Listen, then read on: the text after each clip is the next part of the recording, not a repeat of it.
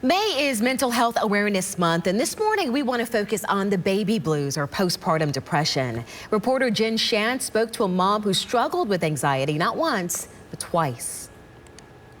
When you're in it, you have these blinders on and you can't see past it. It's consuming. Fears that her newborn son would die in his sleep or that something might happen to her. Stephanie Gerber couldn't turn these thoughts off. It started around 4 months after the birth of her first son. And it was debilitating.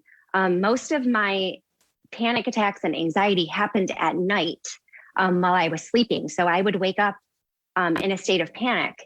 Well, then that resulted in me not even wanting to go to bed. Sleep deprivation mixed with a serious bout of postpartum anxiety was traumatic and something Gerber says she wasn't prepared for.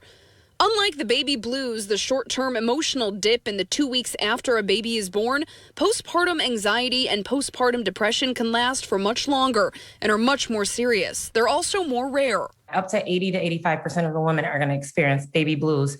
But postpartum depression is when you are literally not yourself. Another rare but serious condition, Dr. Gibson says, is postpartum preeclampsia, which could lead to something much worse. During the pregnancy, the mother's blood pressure could or could not be high.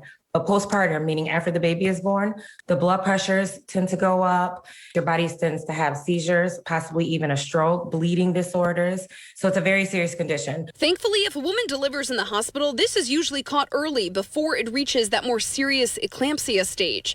As for postpartum depression, women whose family members have experienced it or those who have mood disorders going into pregnancy are more likely to face it. The last few weeks of pregnancy, I tend to dig into those things so I can maybe be prepared and get a grasp, or even if you struggle with depression during your pregnancy as well.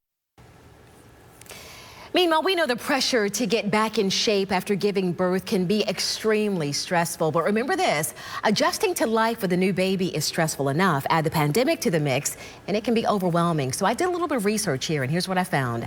Doctors and dietitians say it is best to eat foods that fuel your body and help you sleep. Things like fruits and vegetables, lean protein, and leafy greens. Iron-rich foods like fortified cereals can help with postpartum symptoms, and vitamin C-rich foods like oranges and tomatoes can help heal wounds if you've had a C-section.